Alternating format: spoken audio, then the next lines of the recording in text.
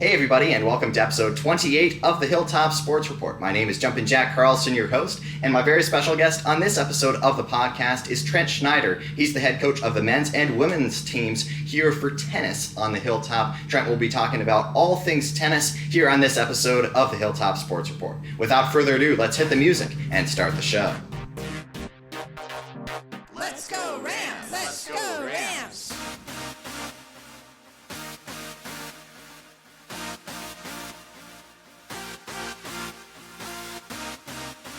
As I mentioned in the intro, Trent Schneider is my very special guest on this episode of the podcast, and Trent is going to be talking about all things tennis here on the Hilltop. And last weekend, the women's team here on the Hilltop for tennis participated in the ITA Midwest region. That was over the weekend, and the Rams had some phenomenal performers from that weekend. So Trent, to start us off, thank you so much for taking the time today. And what did you see out of the women's team this past weekend?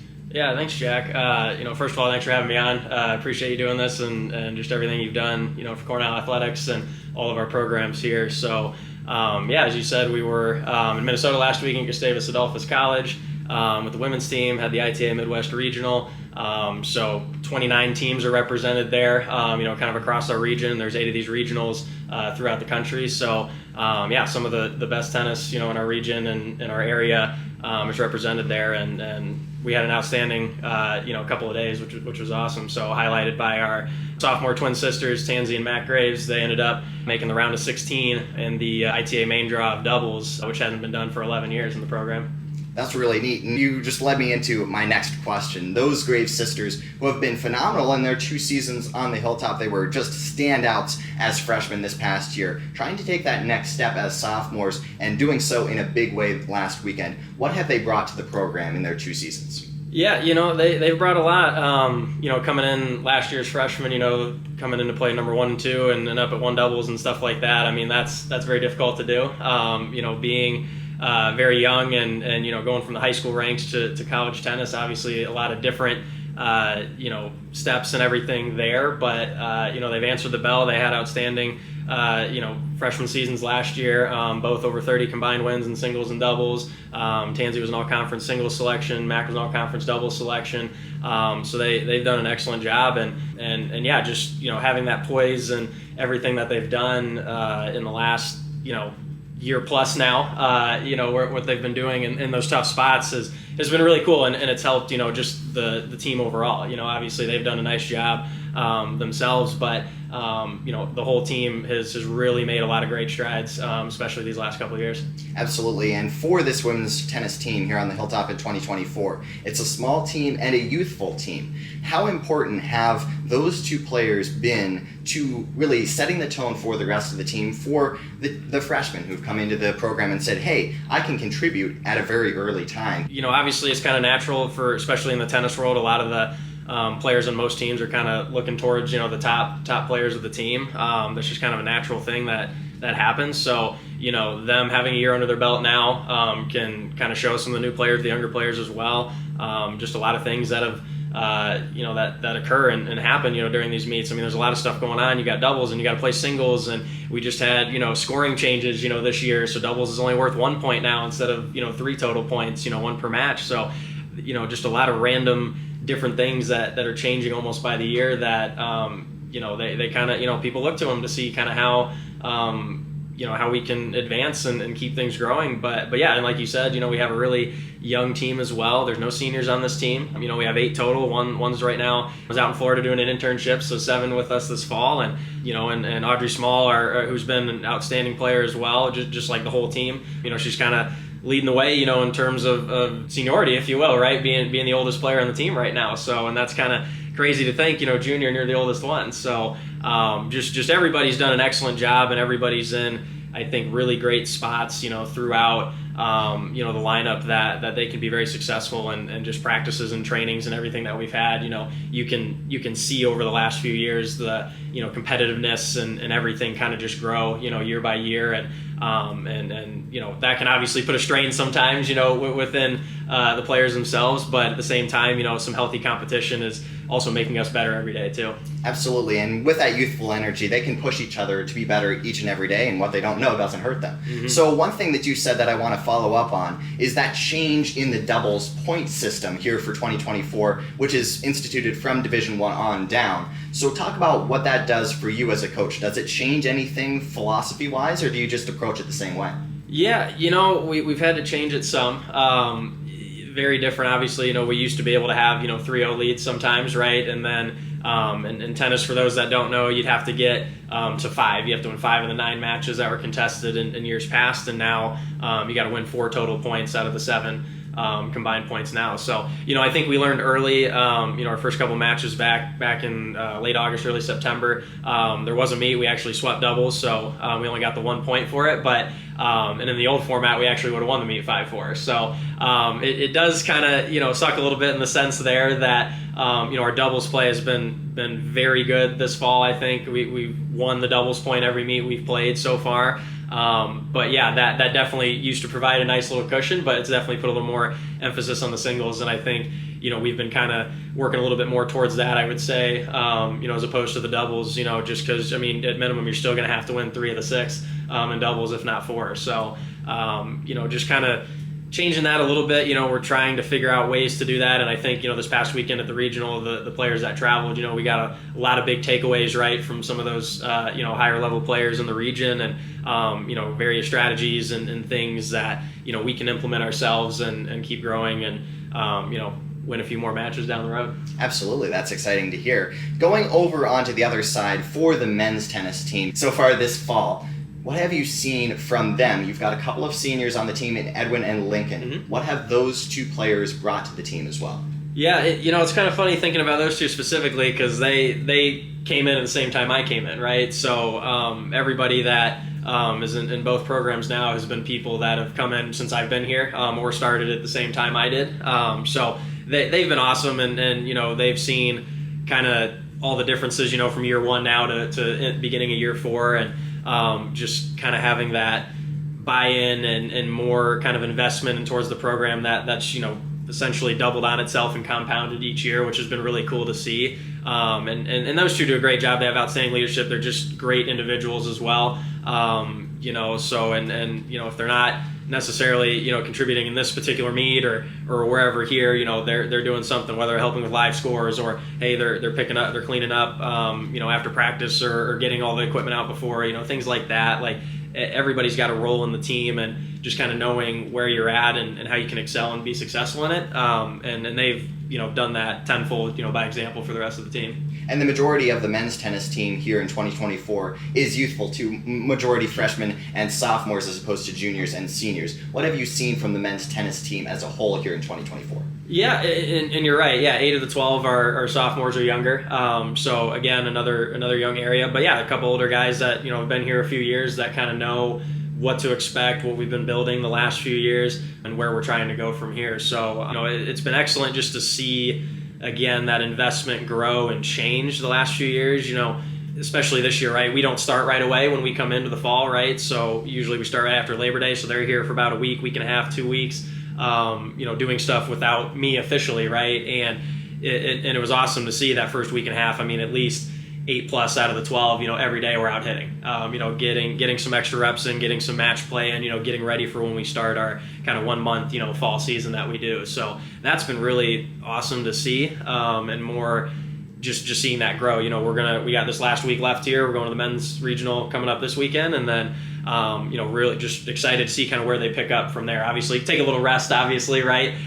Get things going back there, but get back into that off season and see kind of the work they put in for the main spring season coming up in January. That's fantastic. And now we've talked about women's tennis and we've talked about men's tennis. I want to talk about both of them because you serve as the head coach for both teams. How do you approach it differently between the 2 sports? Between women's tennis and men's tennis. Are there any major changes in your philosophy or in how you approach it? Yeah, obviously there's differences between the men's and women's teams themselves, and I've kind of learned more. It's almost more of an individual basis too, and that's going to kind of go into, our assistant coaching staff and just the staff that we have, where, understanding each, student athlete that we have and what works best for them, whether it's at practice or at matches, and, what kind of coaching style do they prefer? Do they prefer more kind of intensity and kind of, hey, tell me like it is, I need to know, so let's keep going? Or maybe, hey, let's have more of a conversation like type thing. Or, maybe some of them need just for us to listen a little bit more, right? And kind of respond based on what they're saying. So I was actually listening to a podcast of the Southwestern Texas tennis coach about a year or two ago, and he actually had a really interesting thing that I thought was cool, kind of a similar question where the difference is kind of between the men and women. And so in tennis, for people that don't know out there, we have essentially changeovers. I know the scoring is confusing kind of to the average person out there, but on changeovers, essentially when they're getting rest before they change sides of the court, he talked about kind of his approach and how he did that with his women's team versus men's team. And the women's team, he kind of did like a 30-30-30 rule, where first 30 seconds, because you get 90 seconds for a break, first 30 seconds, nothing happens, just let them get over there, get their water, kind of sit down, do whatever. Second 30 seconds, you're letting the player talk, kind of any of their thoughts, maybe frustrations, whatever they might have. And then the last 30 seconds, we're responding, right? And so that's kind of more how he approached it on the women's side, and I thought that was excellent. And then the men's side, generally, again, like I said, it kind of depends on the individual, but on the men's side, it's kind of more, hey, walk over, tell me what I need to do, let's get it fixed, or if we are doing something, we're executing the game plan really well, reiterate that, and just kind of go from there. So I think that's been kind of something I've really, been cognizant about the last, year or two, or as best I can. I know, I'm not perfect by any means either, but I think that was a really cool piece that he talked about, and I've tried to, implement with our teams here. That's really good to hear. And also, you're serving as the women's tennis coach and the men's tennis coach. You have to rely on your assistant coaches to handle some of those burdens that you can't handle just personally. How important have they been to both programs? Oh, they've been absolutely amazing. Definitely cannot be in the spots that we're in right now without them. That's for sure. So, Olivia's the eldest one, if you will. In her third year, she jumped on my second year here a couple years ago, and then Mackenzie and Bruce joined on last year, so they're in their second years as well, and they've just been invaluable. I really do believe we have one of the best staffs out there, and the big part of that is because of them. A lot of the things I talk about, with the staff or the players is, and even in the recruiting process too, is, I want it to be a players program, and they're essentially, making the boat move, right, or making the car move or the bus move, and I'm just there steering. The more I can just help people reach their goals or be as successful as they can be, that's really the best part for me. But yeah, and even just terms of logistics, if you will, two teams, I can't be in two places at once, right? So practices, obviously I'm out there, 3 hours a day when both teams are going, which is awesome. Sometimes we'll have, both teams, we'll play the same school, so we'll play like a men's match and then a women's match after, or vice versa. I know some other sports kind of do that with their double headers, between men and women. But other things too, right? I was just in Minnesota this weekend. I was up there. I can't be back home, with the men's team at the same time. So, Kenzie and Bruce took them over to play St. Ambrose, an exhibition match over there, and very good team. They just played on Saturday. But, things like that, there's just a lot of these opportunities that we have in front of us right now that we would not have without them.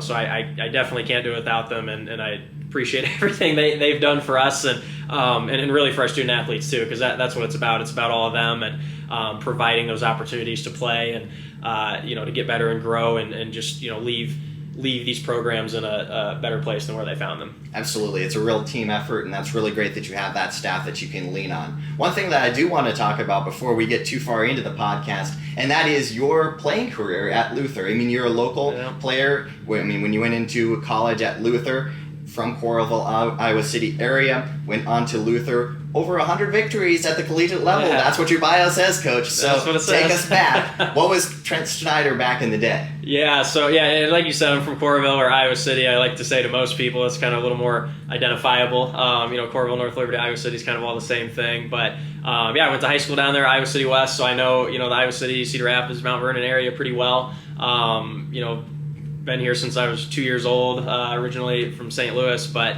and Luther kind of just, I had some former teammates of mine at high school that were up there, so, kind of just went up there. I got a really good relationship with the coach, and them, familiarity with my former teammates was obviously good too, and that kind of, sold it there. I thought Decorah was really a great little area as well. I remember when I was interviewing here, a couple years ago. I hadn't really stopped in Mount Vernon a ton. I always kind of drove through it a little bit, to go to Wisconsin or Dubuque or wherever we were going.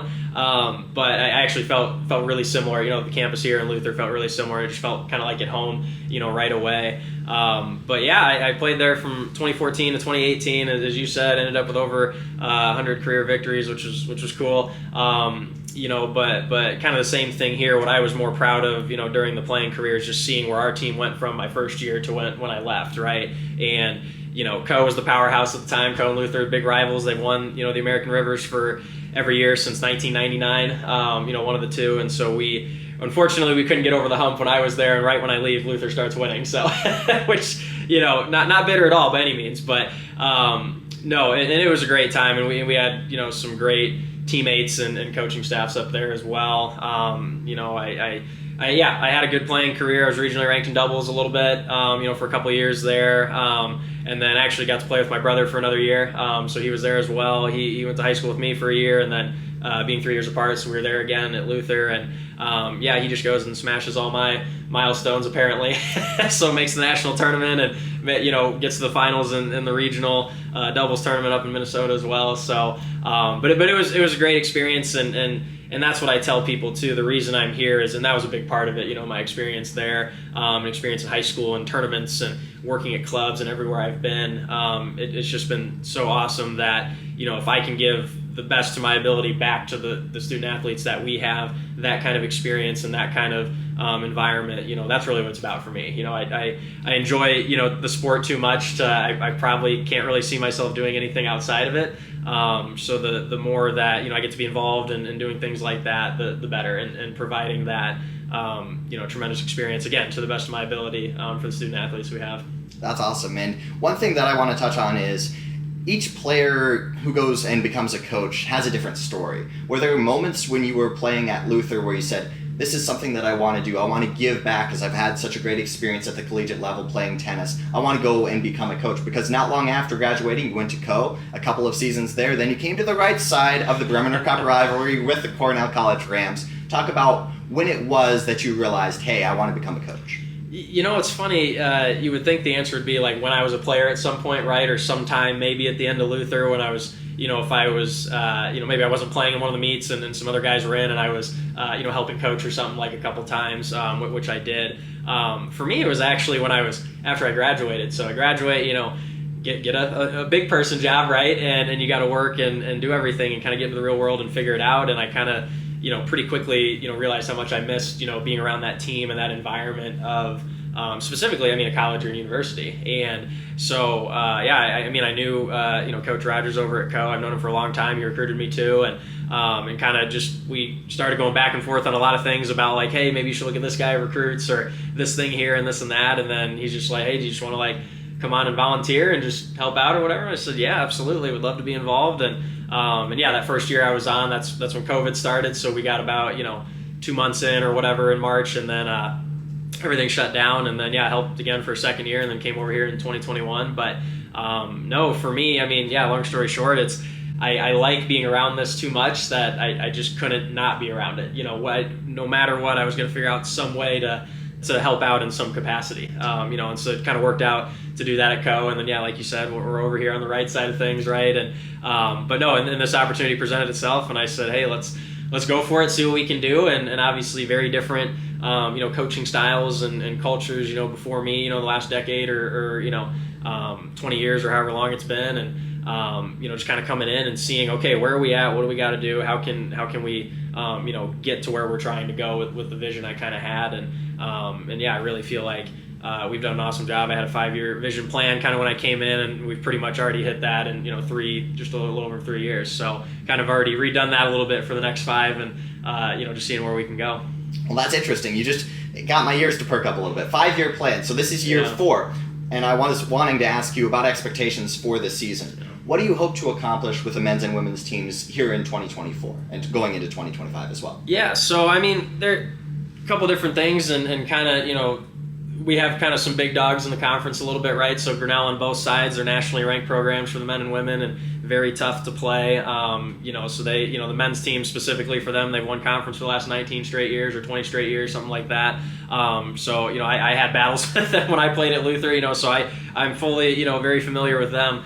We went, and then Lake Forest has been very good as well on both sides, and so that is kind of where we've been, within that first 5 years, start chipping away, at number 2 a little bit, right? Kind of get ourselves in a position where, we're at least kind of that third team, like we know we're going to qualify, for the 4-team automatic qualifying conference tournament.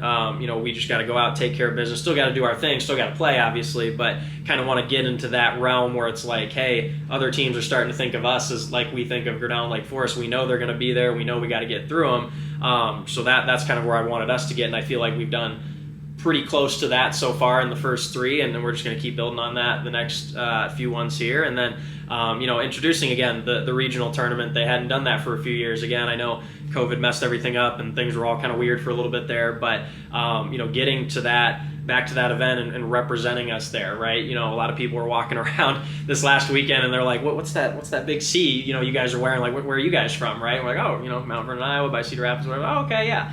And so, just not being as well known, for that. And we already talked about, right, the different successes. We've had some main draw wins, this fall, last fall with the men's team too, that we hadn't had, for 5-6 years. And so that's been really cool to see, and just kind of building that investment too, and expectations in terms of that is, I touched on a little bit earlier, there is a lot of work being done in the off season. There is a lot of things, people just really invested in tennis, right? You're not here for tennis only, right? We're here to get a great education and go to classes and set yourself up for life after college. But tennis is obviously a commitment too, and I know every student athlete here knows that. That's balancing all those things. So the more that we kind of build that, and really it's about the right people, and that's where my expectations are. Ones that are going to work hard, they're going to be a great teammate, have a high character level, right? They're going to go to classes. We're not going to be worried about that, right? And if we're doing all those things, everything else will take care of itself, right? The results are going to happen. And helping, some of the younger players too, right? It's hard when you come in. We're very,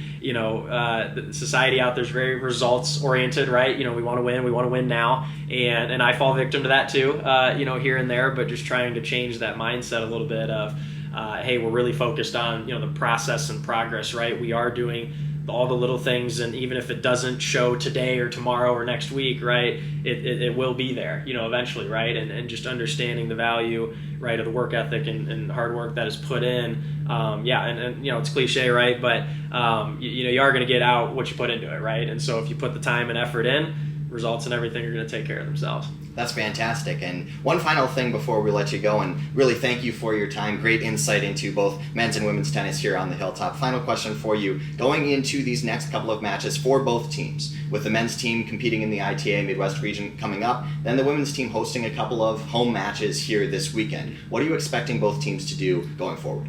Yeah, men's team first, they're at the ITA regional, so we got 4 players going up to that. So, again, similar as what we've already talked about, where 25 plus teams are going to be represented there, some of the best, in our region. The winners and finalists of these events too, they qualify for fall nationals. So again, there's, something on the line, right? And just kind of building off of, what we had last year. We had, our first main draw singles win in 5 years, doubles will be probably 5 or 6 years now, if we get one this weekend. But there's quite a few players up there. There's probably over 250 players there. So I'm just excited to see these guys compete, again against some of that top level in the region, and some of those big dogs out there. Just excited to see what they do, and it's just a great stepping stone, right, as we kind of move into the off season here in the next few weeks, and then get ready for January. So and then the women's side, Grinnell's coming in, so a nationally ranked team, right, and very good team, and they got 16 players, so they got depth all over the place, and things like that, and then that's also along triangular with St. Ambrose as well, and St. Ambrose has definitely got a couple new players towards the top as well, from what I've seen, so that's going to be a tough one as well. But I'm looking forward to seeing from them that continued doubles play, that strong play we've had there on the doubles court, and then just we're going out and playing, the best tennis we can. We're going to be better. I tell the teams a lot, we're going to be better right in day, 30 than we are in day 1, right? And so wherever we're at with the women's team now, we're about 4 or 5 weeks in, we're better right now than we were, that first week in preseason. And so just kind of seeing that come together, continue to see, things being worked on and played out, and just that growth. So no, I'm excited, and then we're basically away 3 weeks after that. So